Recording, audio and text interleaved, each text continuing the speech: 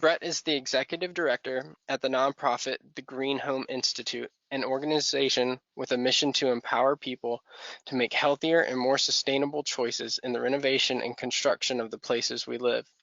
He consults on hundreds of green building projects, helping teams achieve LEED and Zero Energy Capable certification, and helps facilitate weekly green building education webinars.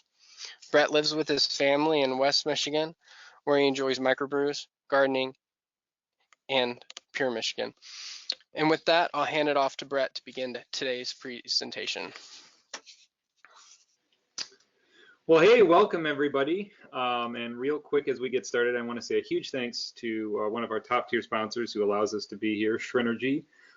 Make sure to check them out for both on-the-go and in-home electric solar generators. These are all-in-one, one panel and 5 panel kits that can charge quite a bit of different things, again, on the go in the woods or as backup energy in your client's projects. Here's some of the different charge times depending on if you're using a car, a wall plug, or 2 to 24 hours depending on how many solar panels you have. Again, you can charge an Energy Star certified 18 cubic foot refrigerator for about 30 hours. Off of the battery on its own. That's not including if you've got the solar equipment to go along with it and keep it going indefinitely. So make sure to check out their solar kits at SREnergy.com solar generators. And for your clients who want to take it all the way, they do have solar microgrid solutions that can be used for commercial, multifamily, single family, and even communities. And if you're in the mitten at all, they are looking to help set up solar installations as well in these rural territories.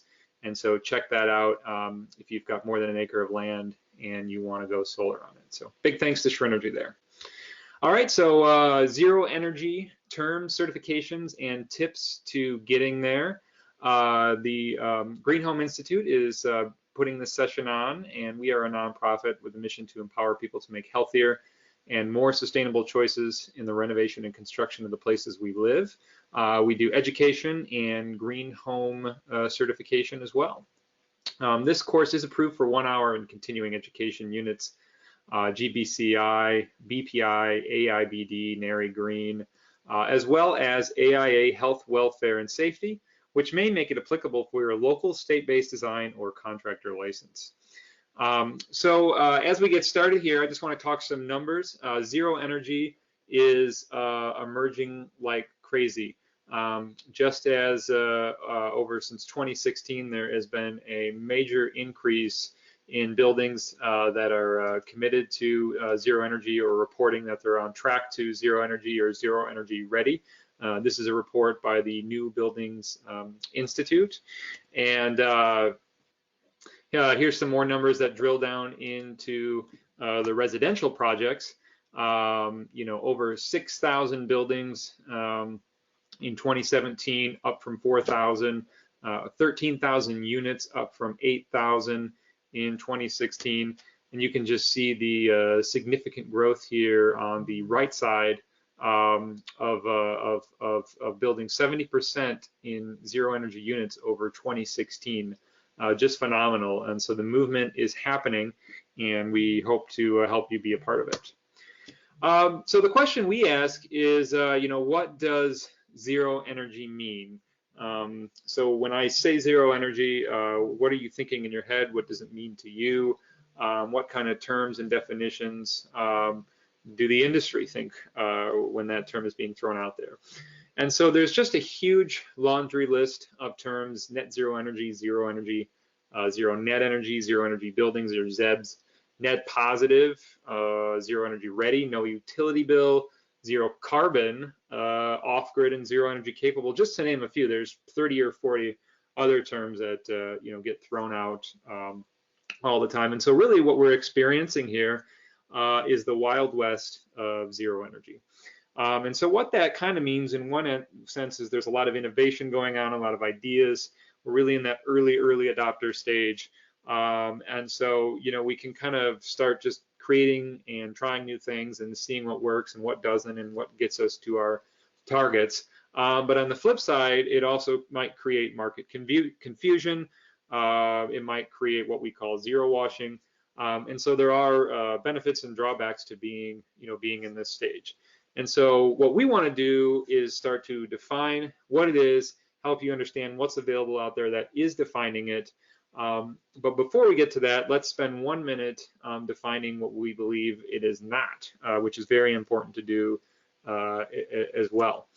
So the first thing we want to say is that it is not just zeroing out electric bills. So unless you have an all-electric home or building, just zeroing out the electric bill is not what we're talking about. So typically what we see, especially in the cold weather climates, is somebody slaps on 3 kW of solar on their home or their office building. It offsets all the electric usage, but that's only 30% of their usage. They're using most of their energy in natural gas or propane to heat their home and water heat. So they're not what we would call a zero energy home. It's a great concept, a great idea, but unfortunately it's not zero energy. We also want to clarify that while going off grid is definitely clearly zero energy, it's not what we're talking about when we say the term, and it's not something we're actually encouraging people to do. In fact, we're recommending you stay on the grid and contribute renewable energy to it and empower the grid and make it better so it can benefit everybody. And then next thing is that we want to be clear that when we say zero energy, we're not talking about homes or buildings with batteries. That certainly is the direction we're heading, but it is not something that has to happen or anything. And right now, batteries are very expensive. They're still dangerous, very hard to find. So we want to be clear that that's not what we're talking about. We're also not talking about, for those of you familiar with the HERS index rating, we're not talking about a HERS index rating of 0. There are homes that have a HERS index rating that are not zero energy, and there are homes that have a much higher HERS index rating, higher being worse, that are zero energy. So it's a great reference, and we'll get into this, but that's not what we're talking about. We're not talking about a LEED Platinum certification, which has no relevancy to zero energy. However, you'll see as we move on here, it is something that I think can be a start, but it's not a requirement. And this is where the debate is currently at right now. Is gas, wood heating, propane, biogas, can those be a part of a zero energy project? And I think there's a lot of debate here and a lot of debate that still needs to be had. And that's okay, that's where we're at with that. So what is zero energy? So let's start defining it and seeing, what exists out there that's labeling it, defining it, and giving it meaning. The first program here is a Department of Energy Zero Energy Ready Home program.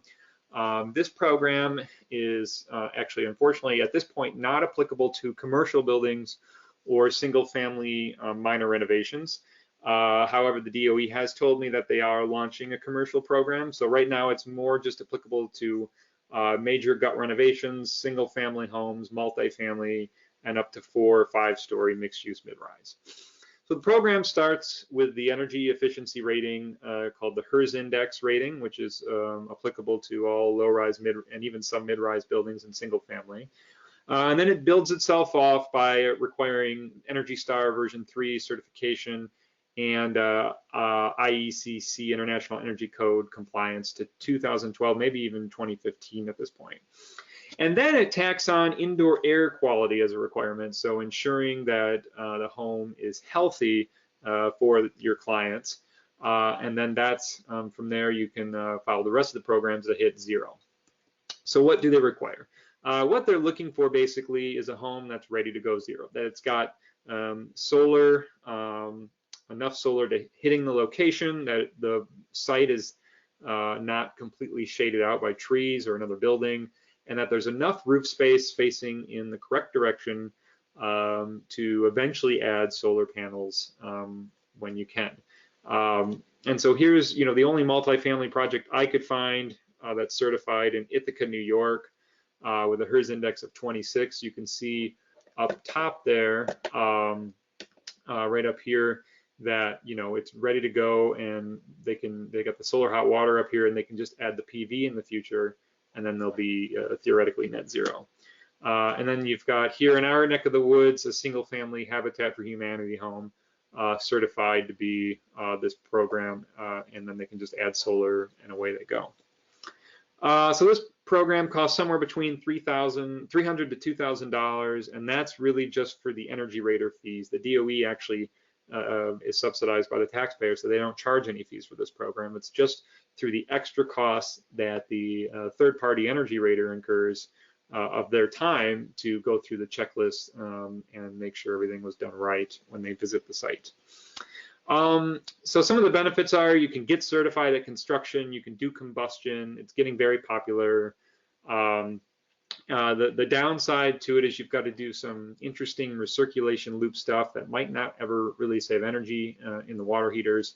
Can't do it on commercial. And the big thing is that I want to be very clear, this is not a zero energy program, it's a zero energy ready program.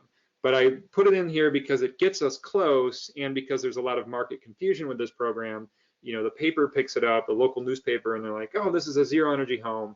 And so I just want to be clear and say that this is not a zero energy home program, it's a zero energy ready program, which is great. Every home should be doing that starting, you know, today. So get off this webinar and go ready your homes if you're ready to go. Moving on from that, if you're familiar with the US Passive House standard, they have launched a badge called CEUS Source Zero. And this program, despite its name, is actually applicable to all building types, commercial, mid-rise, high-rise. We've got a big Chicago, I don't know, 8-story commercial building going in. I just heard the news the other day. Going to be one of the biggest ones in North America for Passive House. So, but it's applicable to all buildings, and they've actually got some special considerations for those of you doing light renovations, well, deep renovations, I guess, to hit Passive House. But so what they've done is kind of smart. Just like the DOE program, it just builds on these other programs. And so you've got to comply with all these other ones like you would with DOE, but then you follow Passive House, and then you follow their extra Source Zero program from there. And so what it is it's looking at annual heating, cooling demand loads on a per climate basis. So if you go to Passive House website, you can look at where your project's going to be located, and it's going to be telling you, here's what you need to do to be Passive House certified.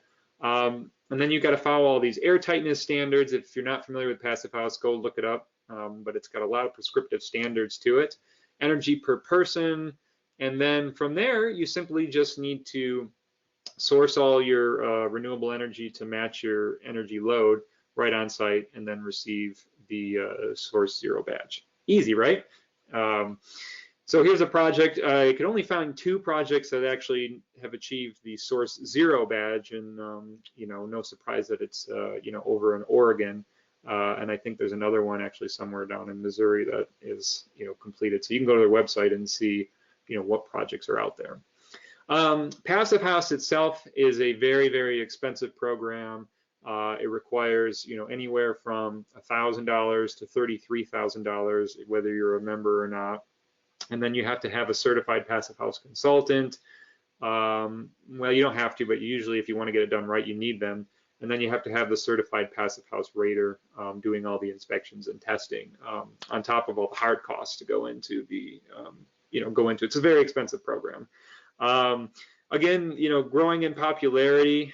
I would also say, unlike other zero programs, the whole goal of the Passive House program is a building that's going to hold its temperature when and if the grid goes out and your HVAC system goes down if you don't have batteries. So that's one of the intentions of the Passive House programs, is to be more resilient. Some of the drawbacks, again, is you might not like the idea of complying with all of the DOE's requirements. Can be very restrictive because you have to do very thick envelope systems. Some of the zero energy is based on your source energy, where it's coming from the power plant. So some of that's out of your control. It's not based on actual utility data, so it's a snapshot after the building is done. It's not actual zero energy utility data, and it requires that consultant. All right, so the zero energy capable program, which is our pilot program for zero energy. This program can be used on all building types. It's mostly being used on residential buildings, but it can be used on commercial as well. And so it first starts out with our GHI Zero Energy Ready program. And what we're looking for is a baseline green certification, a valid energy model, proper solar orientation, proper roof space, and then having correct electrical wiring that's, a conduit running up to the roof, and a properly sized breaker box, so that again, the project is ready to go for solar.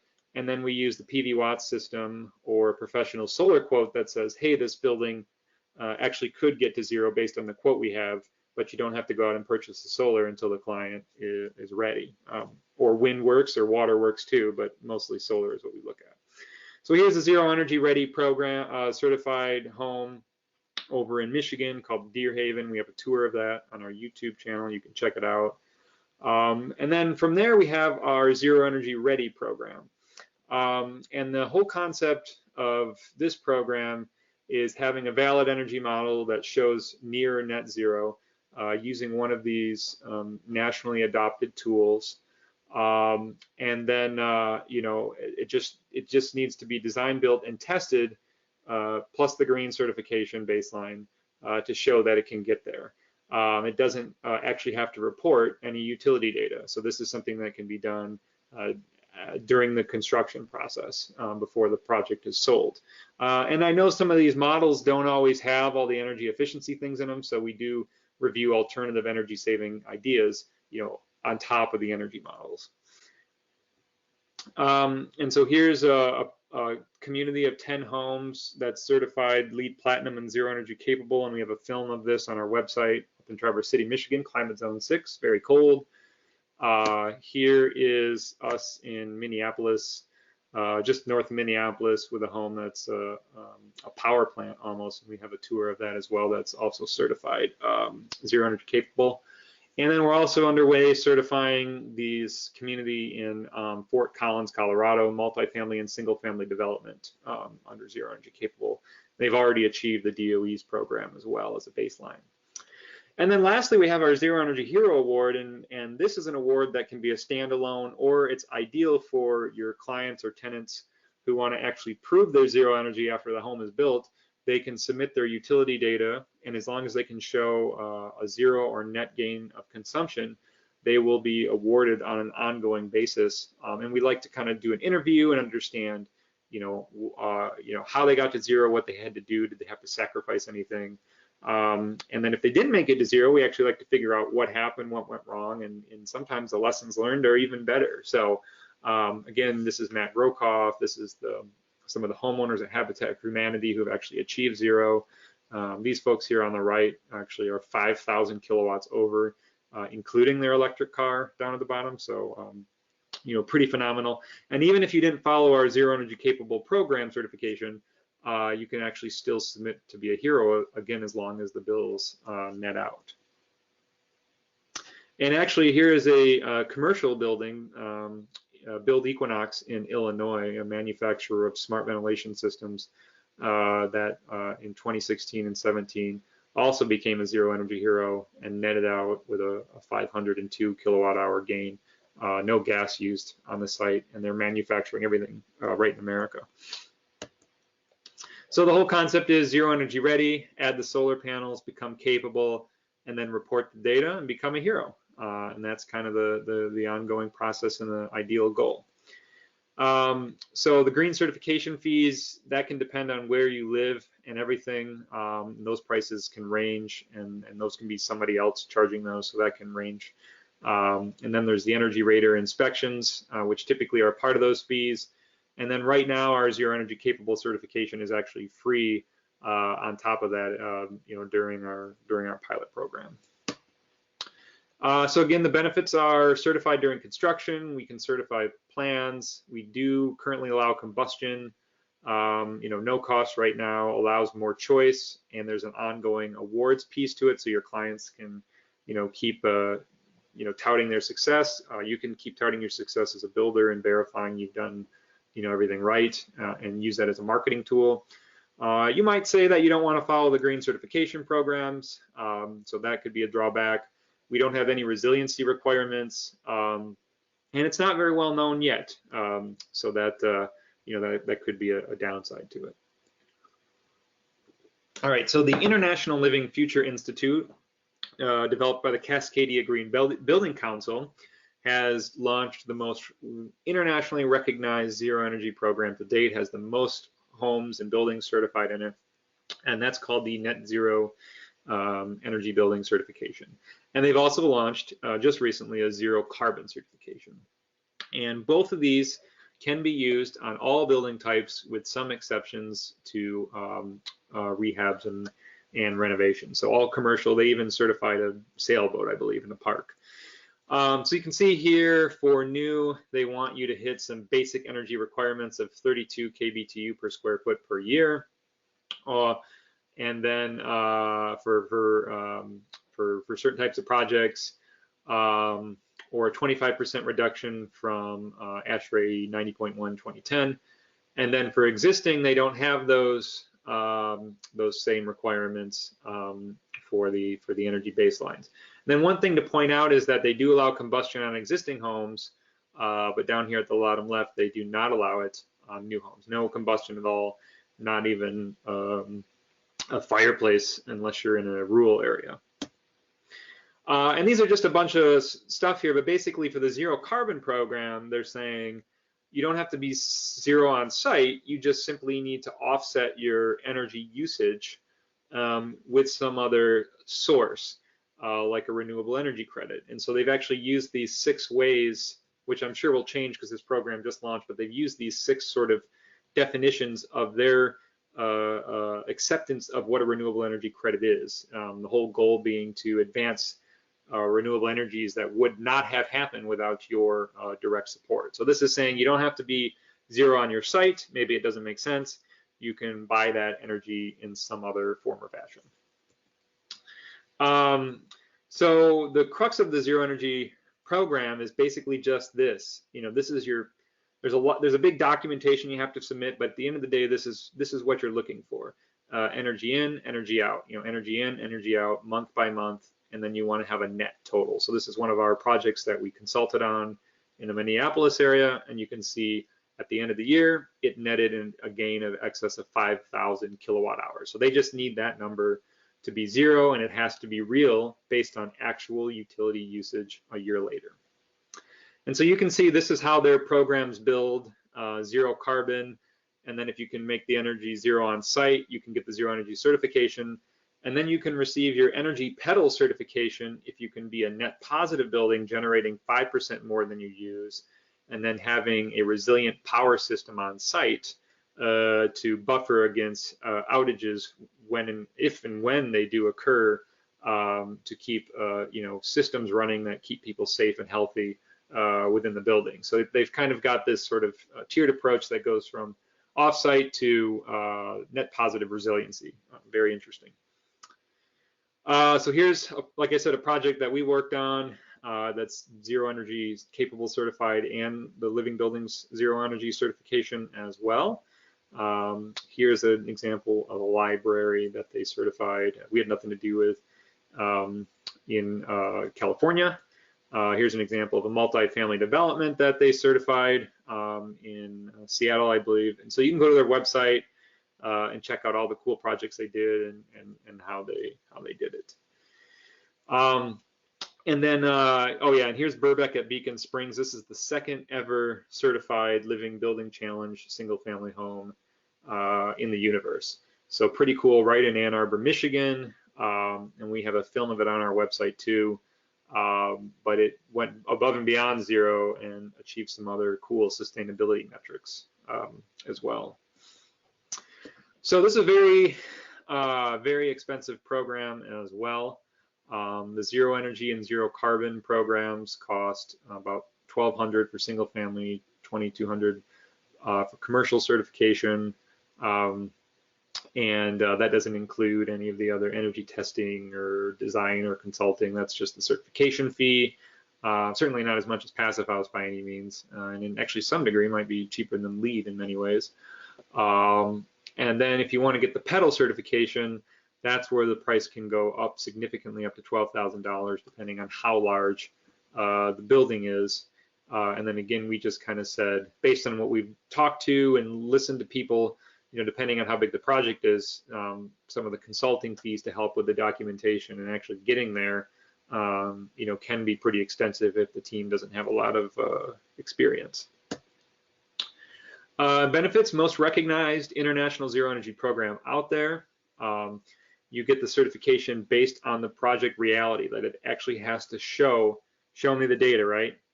It's got to really happen. It does encourage the pursuit of resiliency, and it's based on real results. I would also say its benefits are its same drawbacks, right? So if you're a spec builder, right, or a lender, and you need certainty, you're not going to wait a year until after the home is built and started measuring performance to see if it hits zero to cross your finger, right? You want something that can show you that that home probably will be zero without having to wait a whole year. And so that's where I think this program falls short in comparison to like Passive House or our program. It does have quite a bit of fees to it, and if you're concerned about not going all electric, then you might have to avoid combustion on a new construction project. So we created this little cheat sheet that I'm not going to go over here today, but this is for you when you're sitting down with your clients to kind of roll through and see what's important to them or to your firm to say, do we want to do a commercial project? Do we need renewables on the site? Do we want to follow a baseline green program? Do we want to follow an energy model? Do we want to wait a whole year? Do we need combustion? Those are all things you can use to kind of weed out which program is going to be right for you. And maybe, depending on what client you're working with, maybe they have a different goal. And so you can use each of these certifications as a tool in your tool belt to achieve that, that zero energy goal. All right, so we went through the definitions, threw out all the terms. We talked about what zero energy really isn't, and we talked about all the certification programs. But the reality is that this stuff is hard, right? It's really difficult to do. It's not easy. It's not easy to achieve. There's expenses to it, learning curves to it. So what we wanted to do was to help you out and kind of look back at the several projects that we've consulted on and been involved in, or just the research we've been doing, and we've sort of assembled these 10 tested tips for getting to zero energy. And this is kind of actually our V2 of 10 tested tips, because remember I said we're in the early adopter stage, so we're still kind of refining all of this. So these 10 tested tips will likely have a V3 next year. We're going to learn something new that didn't work or will work. But here's where we are right now. And I think, if you are serious about this and your clients are serious about this, defining it, weeding down some certification programs, and then implementing some of these different tips is going to be very important to get there. So these tips, I also wanted to say, are somewhat in order of easiest to do, cheapest to do, most important to, more expensive, more difficult. But the first one is obviously the most simple one, and that's making the commitment. So you want to make sure that you've got your entire team, your construction team, your design team, your renovation team, fully committed to the goal and the mission and the reality of achieving zero energy.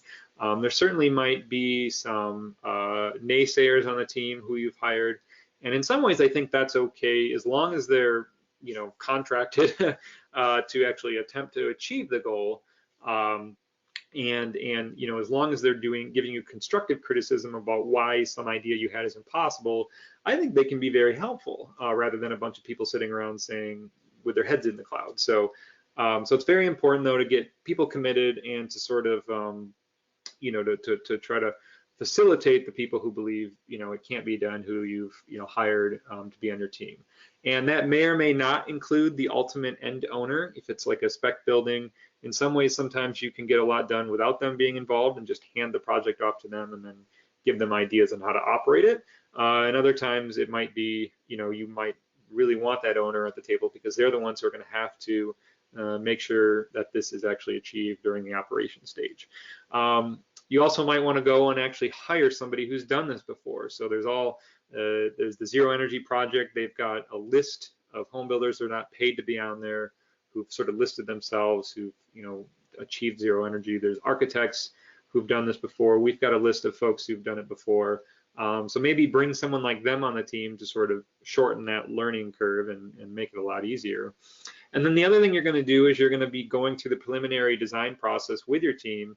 And besides being committed, communication is going to be key. So you're going to want to make sure the HVAC contractor, the landscape architect, the electrician, builder, the architect, owner are all sort of communicating with each other. And if any changes are made, everybody needs to know what that is. So if it impacts what they're trying to do, they can make that change. And I think that's one of the reasons green building and zero energy honestly fails most of the time, is because there was improper communication during the design stage, and it wasn't thought through very well. And then fingers get pointed at the end on why it didn't get achieved. All right, so you've got your committed team, and now you really just need to know what you're working with, what you're dealing with. Or in other words, you need to know what your current solar income is and your renewable resources are on site. So for the most part, I'm talking about sun and earth. However, wind and other forms of water may be applicable to your particular site. But one of the simplest things you can do is you can head over to the NREL PV Watts calculator, which is a free tool developed by the National Renewable Energy Laboratory. And you can go in, and if you're fortunate enough to be able to select the site, the building you want to buy or the site you want to buy, and have little limitations, you can use this tool ahead of time to find a site with good solar income on it.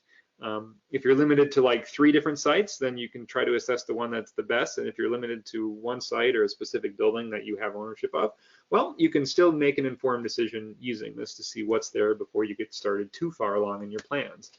So you can see here as an example of an existing home, and you could use this tool and say, okay, what kind of square footage on the roof are we working with? How much solar can that roof get? Oh, and what if we did a ground mount array? Where would we put it? What would it look like on the site? How much solar energy could it produce? And so you can kind of play around with some different scenarios. So here's a zero energy home we worked on in Minnesota. You can see the panels are already up, and they were able to use a tool like this at the beginning to say, hey, what's going on that roof for my square footage?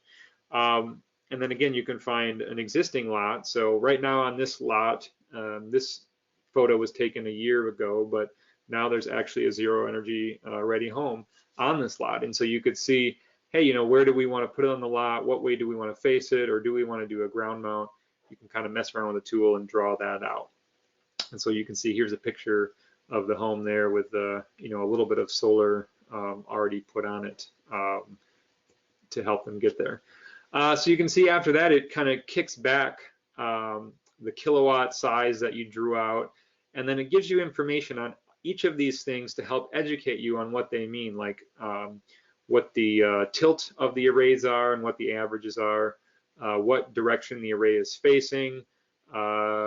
Fixed mount, roof mount means that it's mounted to the roof. It's not a pole mounted. And then the efficiency. So it educates you on all these different things and helps you understand that before you pull in a solar energy professional, and you can tweak all these things. And then after that, it spits out a report.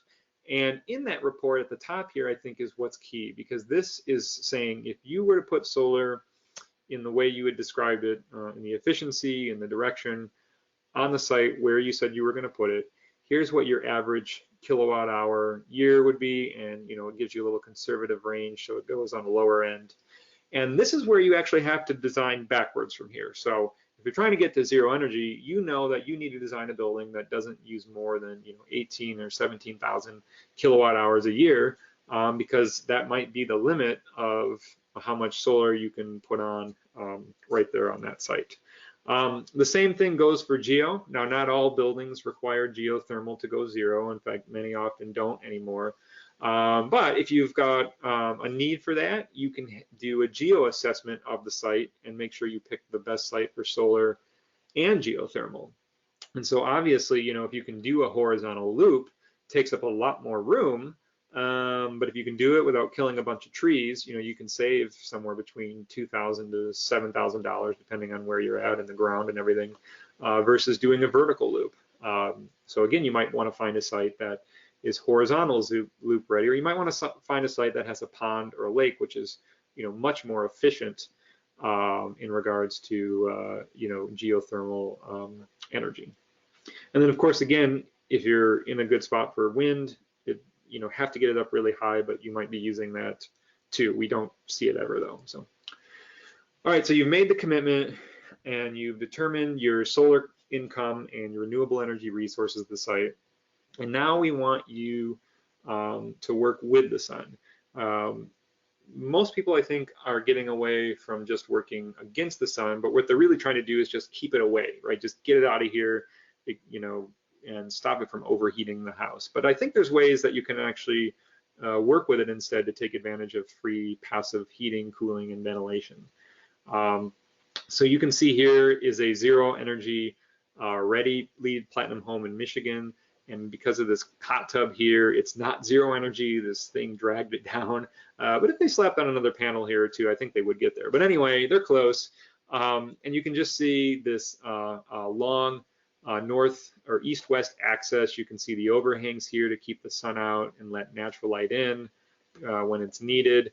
And you can see there's actually a lot of glazing on the south end here, but if we were to go around to the back, there's a lot less glazing back there. So real passive solar design features. And so these overhangs, again, especially in cold weather climates, sun goes way up above it, doesn't come in and overheat the house. And then in the wintertime, the sun comes down real low and then comes into the home and gives your clients free energy and light and warmth. This is that Living Building Challenge home in Ann Arbor. They've got a trom wall system behind here. And so basically what that's doing is taking free energy from the sun during the winter time, storing it in the wall, and then releasing it to heat the house and reduce the demand on the geothermal system during the cold summer nights. And this is a LEED Platinum zero energy home in Michigan as well. And you can see here these light shelves that they have throughout the home. So where the light penetrates in through the south, continues to penetrate in and lights up the rest of the kitchen and the bathroom. And that might be a few more hours of the light not being turned on because it's making its way. Plus light improves our health and our moods. And so we've got some cool, we did a cool webinar on passive solar design, free tools, and window shading and analysis that you can check out on our YouTube or USGBC channel and pick up some CEUs for that if you like, and learn a little bit more about that. All right, so your team's made the commitment. You've got everybody on the board communicating. You've got your renewable resources staked out for your site. You've got your designs coming in initially to hopefully take advantage of passive solar cooling and definitely not let it drag your energy use down on the site. And now what we're recommending is that you right size your space. So we're definitely not saying that you should be building tiny buildings or tiny homes. Certainly a cool idea, very trendy, but certainly the mass amount of folks are not doing that. But what we're actually saying is build the right size spaces for your clients instead of building oversized space that they don't need. Because if you have too much space, what your clients are going to be doing is heating, cooling, and ventilating space, and that's costing them money and they might not need that space at all if it was more properly designed. So just real quick, think to yourselves here, or throw your answer in the chat box if you want, but which one of these homes, just based on the concept we're talking about right now, right-sized here, is going to inherently, not knowing anything else about the home, is going to inherently use more energy. All right, so if those of you said that one at the top left, you would be right. So what we want to do in the first thing in design is reduce that surface to volume area if possible. And so this LEED Platinum zero energy ready home, again, it just needs to put a little solar here and it will be zero in Michigan, designed this way for accessibility. However, if they would have stacked the house up like they said in their study, they actually would have achieved zero based on this design. And then, contrast that with this passive house, zero energy certified home in Madison, Wisconsin. They again stacked this home up about the same square footage and we're easily able to achieve zero energy because of that low surface to volume ratio. The other thing you can do is, follow some of the concepts of Sarah Susanka, the not so big house, or nowadays the not so big life, with some of her ideas on how to maximize efficiency of space and get more utility out of space, so that the whole idea is that a smaller home can feel larger to your clients and work larger for them, so they're not paying to heat and cool that space.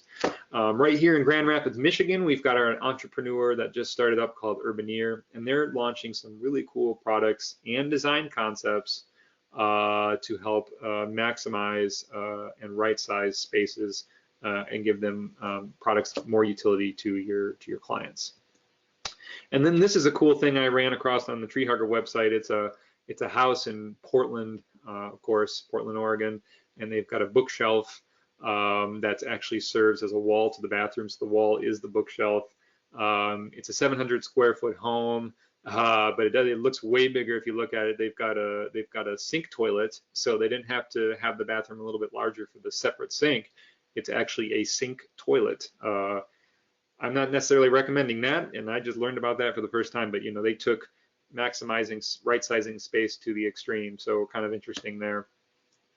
And then ultimately, at the end of the day, if you have control, do multifamily instead of single family. This is a Passive House certified project in Madison, Wisconsin, LEED Platinum. It potentially maybe could get to zero if it added enough solar on top of the entire roof. They're still looking into all of that. But the whole idea is that multifamily inherently uses less energy per square foot, but it does drive up the cooling load. So again, if you can take two homes that would be separate and smash them together and create a 4-unit plex or whatever, that could be another way of right-sizing space and reducing energy.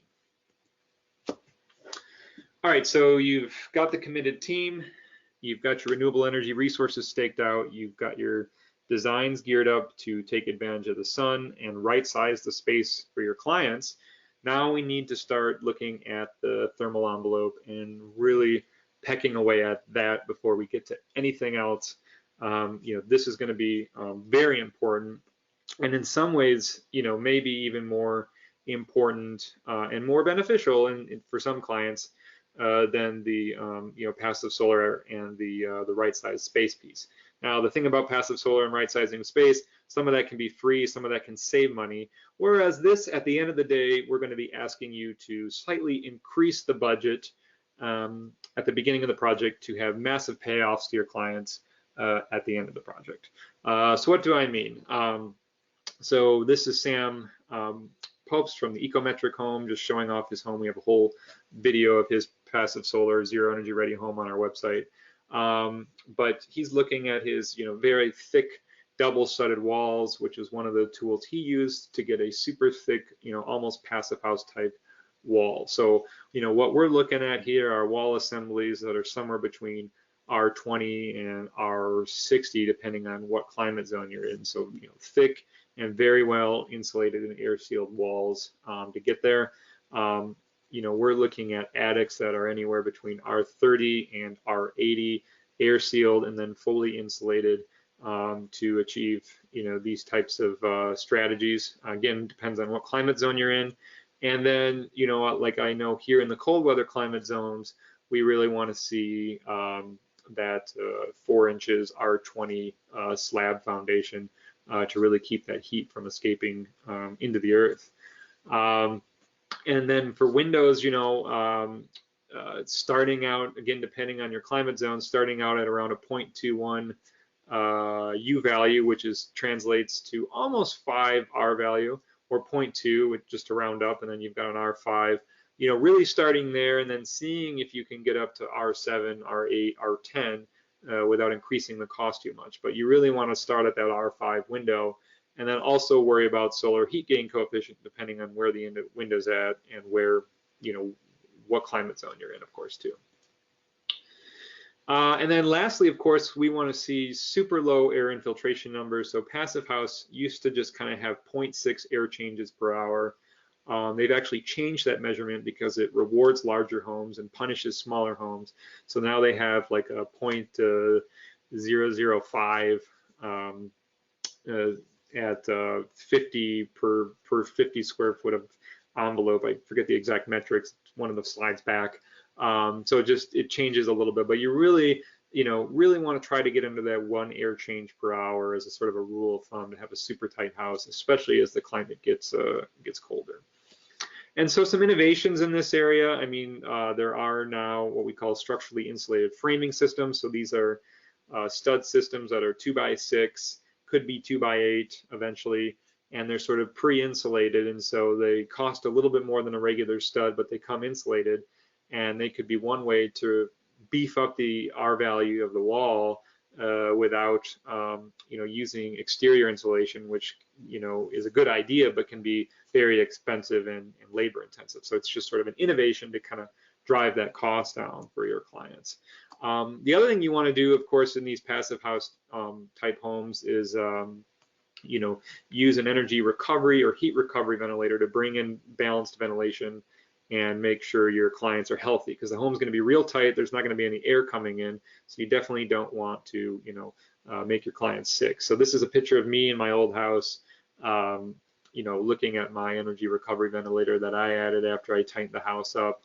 But there are really advanced ERVs out there that can run at a really low energy level, and then they actually detect pollution in your client's home, and then they ramp up to exhaust it. So some ERVs are just running really high, using up a lot of energy, but then we have ones that can detect pollution and then just only use a lot less energy and then use more when needed. But these are going to be a huge part of a zero energy, almost passive house home. And so the one thing I wanted to mention too is that we're asking you to get to almost passive house, but not that you actually have to get there.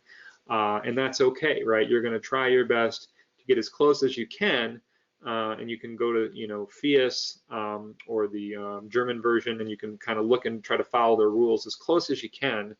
And we think if you try to just do your best, but you might not make it, that's okay, because you're still going to go a long ways to getting your building ready to be zero. All right, so you made the commitment, you've got the renewable resources, you're taking advantage of passive solar, you've got a right size space designed, and you've got that thermal envelope, almost passive house shell. But now you're kind of just hoping that you're going to have a zero energy certified project for your client, but how do you really know? And so, we like to say, why guess when you can actually know for sure, especially early in the design stage. And so this is a point when you want to bring on an energy efficiency professional, and they're going to be using ideally a nationally adopted tool like the HERS index rating, ASHRAE 90.1, WUFI passive, the DOE home energy score for renovations, or the BOPT software from NREL. And there's many other local softwares out there as well.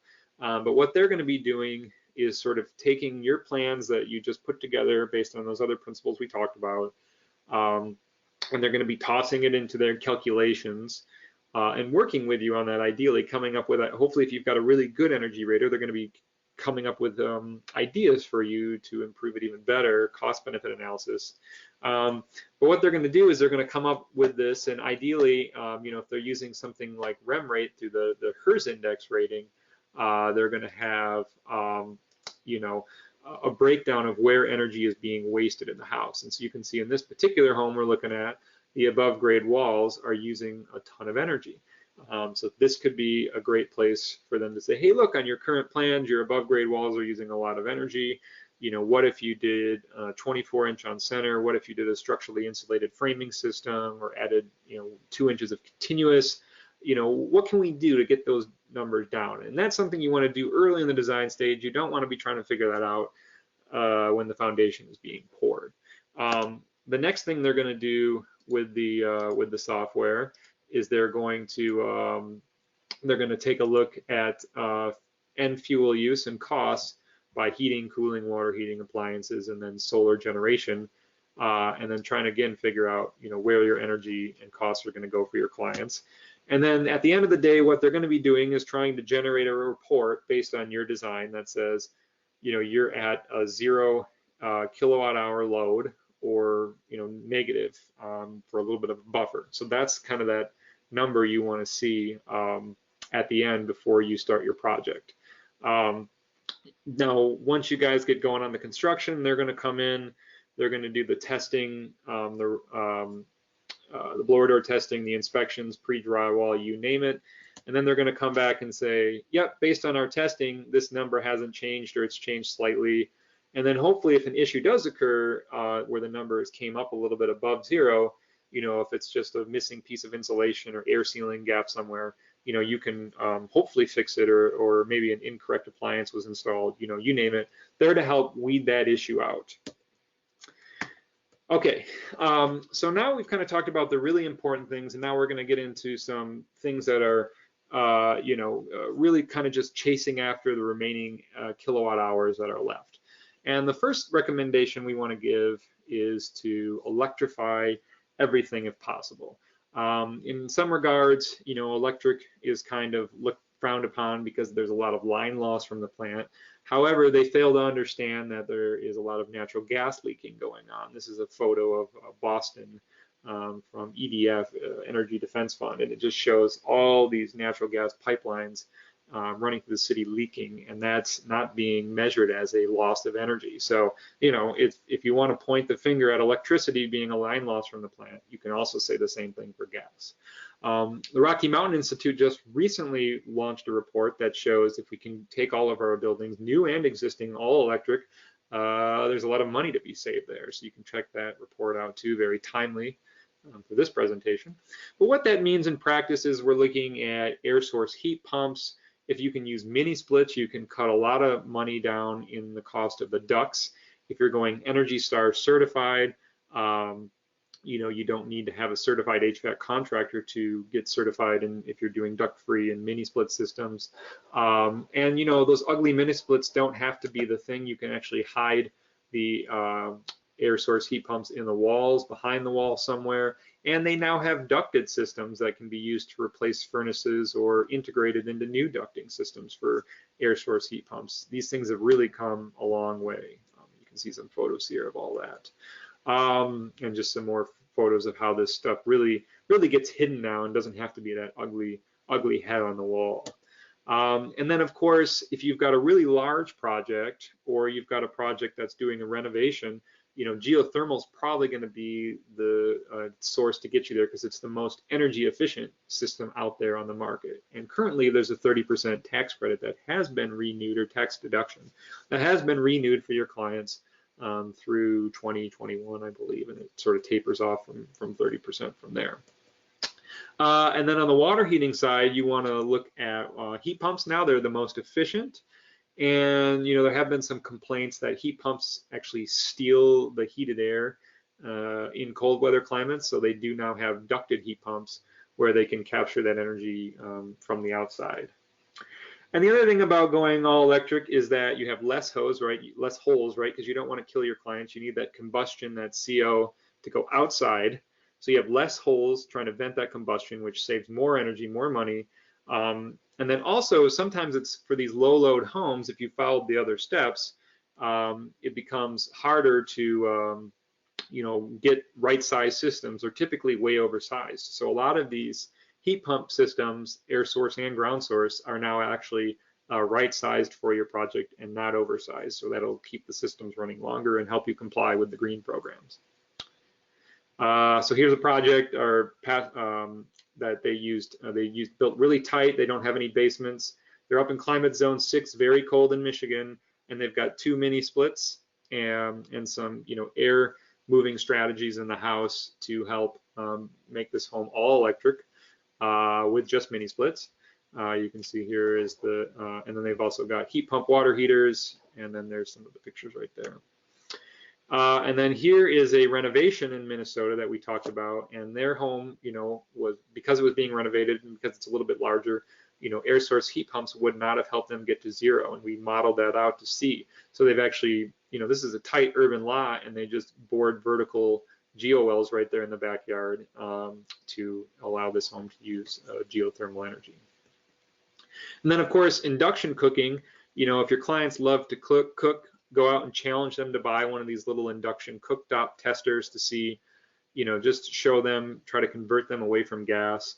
And, induction is about 40 to 70% more energy efficient because it only heats the spot that needs to be heated. You could actually touch that burner and you wouldn't burn your hand because it's magnetic. And so, make sure your clients are also installing induction stoves, and then that can help them shut the gas line off as well. And we've got a Facebook group started where there's a lot of professionals on there talking about how and why to electrify everything and sharing ideas. And Nate, the House Whisperer, has been doing a ton of work on this. We just did a webinar with him, and he has a whole resource on his website on how and why to electrify everything. And he's like shutting off gas meters left and right. So he's really in the field doing it. So this is kind of where people start, but there's really only so much energy to weed out when you're doing when you're chasing after electrical loads. But if you've done all the other things we talked about, this is kind of where you really want to start thinking next. And this is where you're going to be, working with your clients to ask them to get really picky, but to stay smart. And so this is Matt Grokoff with happyhome.how. He lives in a zero energy renovated home in Ann Arbor, Michigan, and he's a very picky guy. He's got all this cool stuff installed that monitors his energy usage. It gives him reports. He's got low flow shower heads, which not only reduce water, but reduce energy. 6 to 8 kilowatt hour LED bulbs. Everything is motion and photo censored. He's got heat pump dryers. You don't want to have a gas dryer, and all sorts of cool stuff. And so this is these are all these small things to drive down those remaining kilowatt hours that are left. And then also to monitor, your clients should be monitoring their electric usage to see if something is spiking so they can make an informed decision to easily keep those loads down. And then one of our second to last recommendations is to go green. And so following a green building checklist helps improve health in homes, gives energy efficiency strategies, gives water conservation strategies, and then it also gives marketing opportunities. So this is a certified platinum home in Minnesota, and this is just another marketing opportunity for your clients. And if they don't quite make it all the way to zero energy, then they've at least got the green building certification to fall back on. And then lastly, if you've done all this other things, you should have a really small demand. And so now you've reduced your demand, and we're going to give you, we're going to allow you to produce and start thinking about buying that solar energy, or maybe wind or water if you've got some other things going on there. But before you get there, maybe your clients can't afford the solar energy yet. So you can do a renewable energy ready project where, again, you've got conduits running up to the roof line. So what we call it's pre-wired for solar, where you've got you can't see it here, it got cut off, but you've got the properly sized breaker box. And so then when your clients feel like they've got the money to invest, or they can get the funding, they can just throw the solar right up on the rest of the roof and then go zero from there. So here's another zero energy ready project. You can see they've got 5 kW on one roof line, which is up here.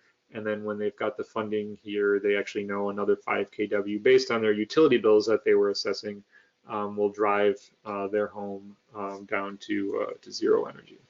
And so again, here's just a checklist that the DOE gives out that you can follow to help your clients do that. And then also, you might want to consider oversizing the systems, like this project here, 20 kW, and they oversize the system beyond the house because the homeowners don't use a drop of gas. They've got 2 electric cars, they've got all electric lawn maintenance equipment, and they power their entire life off all electric renewable energy. And we actually say they're living the zero energy life, and some say they're living the new American dream. And so, that might be an idea if you've got a utility that's willing to work with you to oversize that system. And then some innovations that are coming down the line, and there's more than one company doing this now, is solar ready shingles. So if you can get rid of the cost of the toxic asphalt shingle, you can incorporate a shingle that generates money for your clients and have it be solar ready instead. That might be some ways to, again, just cut out costs of the renewable energy system. And we think, probably somewhere between 5 to 15 kW of solar, depending on where your project is and how big it is, should be enough if you followed all the other 9 tips that we gave you. So we kind of put out a challenge out there. can zero energy homes be sold at market costs?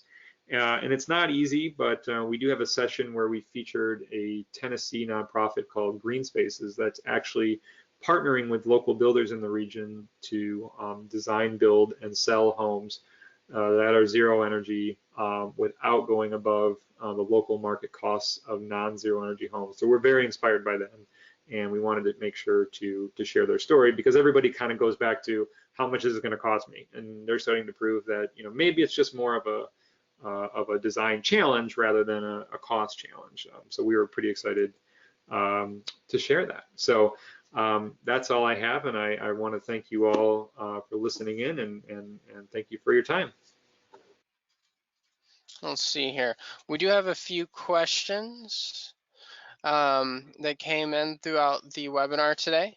It looks like the first one's in from Joe, and he says, what does allows combustion mean? Yeah, great question. So what we're saying is that, and sorry there, William, you're kind of giving a lot of feedback there. If you can mute real quick. Somebody is. There we go. So yeah, what we're saying is that combustion being heating with mostly natural gas, water heating, and using a furnace, and it may be propane. So what we're just saying is some programs don't allow you to use combustion, and as you can see in our 10 tips, we recommend just electrifying everything and avoiding it if you can. Great, thank you for your question there, Joe. Looks like our next question came in from Craig. They were asking, is there a guide for how far you can get certified on a residential retrofit? Is there, I'm sorry, say that again? Yes, Craig asks, is there a guide for how far you can get certified on a residential retrofit? Good. I mean, yeah, there's certainly limitations within each of those programs. And so I know, for example, like the DOE, you have to, you got to insulate to some degree. You got to insulate the foundation walls and the slab walls and get all new ducts, right? So that can be, and you've also got to tear out the walls on one side or the other and have a full air barrier, and so that can be very expensive. So that might not make sense. Contrast that with like the Living Building Challenge. They actually don't care at all what you do. They just want you to show them the end result. And so in some instances that may mean buying more solar or renewables to offset the fact that you can't do anything to the walls. And also one other interesting thing too is that we see this play out all the time in the HVAC side. Whereas I had mentioned, a new home could probably get away with just using an air source heat pump, which is just drawing the natural heating and cooling energy out of the air. Believe it or not, even in the dead of winter, there is heat in the air. Otherwise, we'd all be dead. But it's just using that energy, and it's a lot cheaper than trying to do geothermal. But if you're doing a renovation, you might be forced to do that geothermal just to hit that target, because the geothermal is much more energy efficient, than the air source heat pump. Awesome. Thank you so much for your question there, Craig. Our next question is in from Shannon. They asked, it looked like all the homes in your photos had steel roofs. Is there any reason for this? I think a lot of homes that are going this way tend to be a little bit of a higher end home, and then using a metal roof is much more of a higher end product. So obviously, if you're putting solar on shingles, you could risk the fact that your roof fails before your solar fails. So you'd have to take the solar off, put it back on the shingles, and it would cost a little bit more money. The other thing, is you get more durability. So a lot of these homes were also certified green. So metal roofs are much more durable, and also metal roofs, can be food grade, so you can actually potentially, with some filtration, drink the water that comes off of them, which some of these homes are trying to do. But actually, I would probably, if I went back and counted, I'd probably say half of them still are standard asphalt shingle homes, and so there really is no, really it plays a very little role in achieving zero energy. Great question. Thank you, Shannon. Our next question is in from Julie. They asked, I am surprised you would imply that geothermal is a good choice given its high cost to install and operate with all the pump energy. Have they changed that much? Yeah, so in the old days, and we had this happen to a project that we were consulting on, where it just was sucking up a ton of energy, and we went back and looked, and what we found is that it was running the backup heating system, strip heating system. It was just kind of running, and nobody knew it was running, and it didn't need to run. It just was running because it was there as a backup during the really cold days. So actually, a lot of that stuff has been weeded out through design. And like I said, we really think if you start out right, you can just use regular air source heat pumps. We had a zero energy project retrofit in downtown Chicago that was a full-blown renovation, and there was some limitations, but they were able to use air source heat pumps.